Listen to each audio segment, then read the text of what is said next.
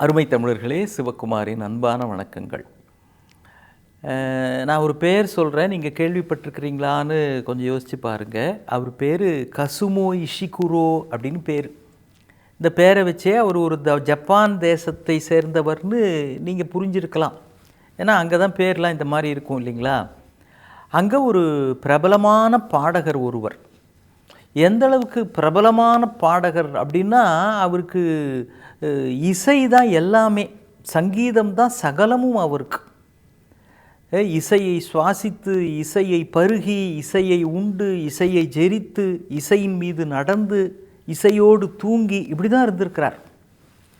அவர் கையில் நிரந்தரமாக ரேகை இருக்கோ இல்லையோ கிட்டார் இருக்கும் அப்படின்னு சொல்லுவாங்க. அவ்வளவு இசையை சுவாசித்த ஒரு மகத்தான இசை கலைஞர். பாடுவது மட்டும் இல்லை, கிட்டார் வாசிச்சுக்கிட்டே பாடுறதுன்றதை தாண்டி அந்த இசை வரிகளையும் அவரால் எழுத முடியும். இசை கோர்ப்பு, இசை அமைத்து செய்ய முடியும். யாராவது ஒருத்தர்கிட்ட நான் ஒரு பாட்டு பாடுறேன் கேட்குறீங்களா, ஒரு 2 நிமிஷம் கேட்க முடியுமா அப்படின்னு சொல்லி அவங்க சரின்னு தலையசைச்சிட்டாலே இவருக்குள்ளே அப்படியே ஒரு பெரிய பரவசம், உலகத்தையே அவர் பேருக்கு எழுதி வச்சா மாதிரி. தொடக்க காலத்தில் அவ்வளவு இசை காதல் அவருக்கு வெறி கொண்டு இருந்திருக்கிறது. அவங்களும் பரவாயில்லையே, நல்லா பாடுறியே அப்படின்னு லேசாக ஒரு பாராட்டிட்டா போச்சு, ஆஸ்கார் விருதே கிடைச்சா மாதிரி ஆனந்தத்தில் துள்ளி குதிப்பார். இவருடைய அந்த பாடல்கள் எல்லாத்தையும் பதிவு பண்ணி அந்த இசை நிறுவனங்களுக்கெல்லாம் அனுப்புகிறார். ஒரே நேரத்தில் பல இசை நிறுவனங்கள் இருந்து நம்முடைய பாடல்கள் நமக்கு அடுத்தடுத்து தேவை அப்படின்னு அவங்க சொன்னாங்கன்னா என்ன பண்ணுறது அப்படின்னு பல பாடல்களை இசை கோர்ப்புகளோடு தயாராக வச்சிருக்கிறார். அவன் கேட்டால் உடனே கொடுக்கலாம். ஆனால் ஒரே நேரத்தில் எல்லாரும் நம்மளை கேட்டால் என்ன பண்ணுறது அப்படின்னு அவர் தயாராக இருந்தார். ஆனால் என்ன நடந்தது தெரியுங்களா, ஒரே நேரத்தில் எல்லாரும் நிராகரித்தாங்க.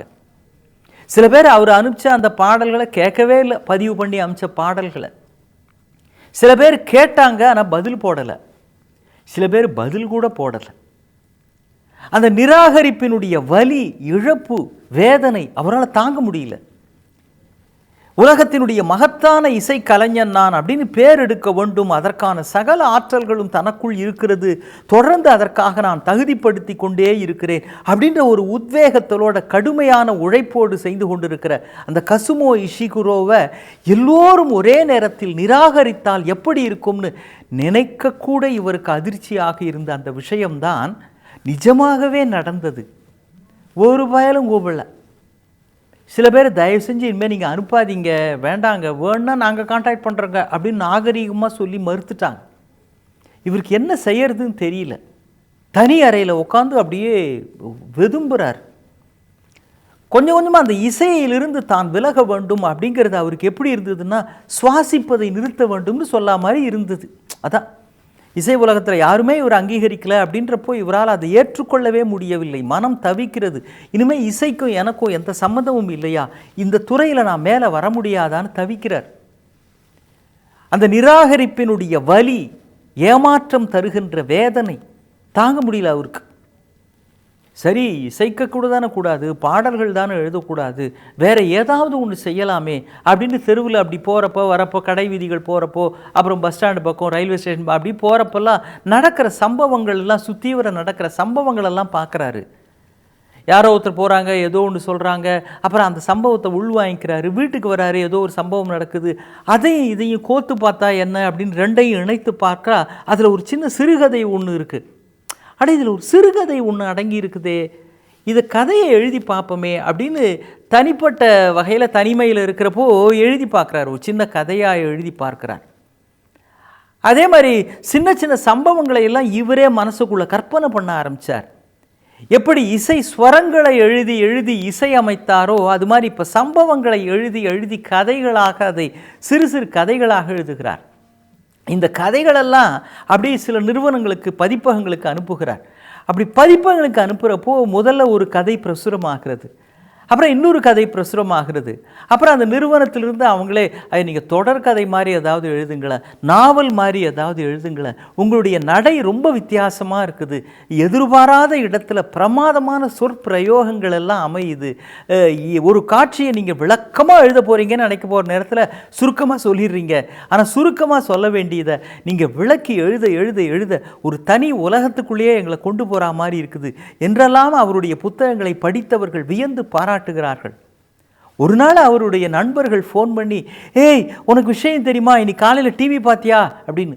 இல்லையே, என்ன விஷயம்ப்பா அப்படின்னு. அட உனக்கு எழுத்துக்கான நோபல் பரிசு கிடச்சிருக்குப்பா, இந்த ஆண்டு மிகச்சிறந்த இலக்கியத்துக்கான நோபல் பரிசு உனக்கு தந்திருக்கிறாங்கப்பா அப்படின்னு சொல்கிறப்போ அவருக்குள்ள எந்த விதமான ஆனந்தம். முதல்ல ஒரு 2 வரி பாடினப்பவே ஏதோ ஆஸ்கார் விருது கிடைச்சா மாதிரி ஒரு மிகப்பெரிய பூரிப்பு இருந்தது. இப்போ அதெல்லாம் ஒன்றுமே இல்லை. அப்படியா, நோபல் பரிசு கிடச்சிருக்கா, ரொம்ப சந்தோஷம் அப்படின்ட்டு ஃபோனை வச்சுட்டாராம். மிகப்பெரிய வலியும் வேதனையும் தான் எந்த ஒரு விஷயத்தையும் தாங்கிக் கொள்ளுகிற ஆற்றலை நமக்கு தருகிறது, சமநிலையை நமக்கு தருகிறது. புகழ்ந்தால் என்னுடல் புல்லரிக்காது, இகழ்ந்தால் என் மனம் இறந்து விடாதுன்னு கண்ணதாசன் எழுதுவானே, அது மாதிரி ஏற்றமும் தாழ்வும் வந்தாலும் சமமாக பாவிக்கின்ற, மிகப்பெரிய வெற்றி வந்தாலும் அதை ஏற்றுக்கொள்ளுகிற, எளிமையாக ஏற்றுக்கொண்டு அதனால் எந்த விதமான பதட்டமும் பரபரப்பும் பரவசமும் இல்லாமல் தரையில் கால்பட நடப்பது என்று சொல்வார்களே, அந்த மனப்பக்குவம் அவருக்கு வந்து விட்டது. ஒருவேளை வாழ்க்கையில் நாம் எதிர்பார்த்து செல்கின்ற ஒன்று நடக்காமல் போகலாம், அதில் இருந்தே வேறொன்றுக்கான வாசலும் திறக்கலாம், இன்னொரு வழி நிச்சயமாக இருக்கிறது. ஆனால் வாழ்வில் மனப்பக்குவம் தேவை. எல்லாவற்றையும் சமமாக ஏற்றுக்கொள்ளுகின்ற சரிசம நிலை நமக்கு வர வேண்டும். அப்படி ஒரு வலியின் மூலமாகத்தான் இயற்கை நமக்குள் வலிமையை சேர்க்கும் என்பதும் வாழ்வில் நமக்குள் இருக்க வேண்டிய முக்கியமான தத்துவம். இன்னும் சந்திப்போம். வணக்கம்.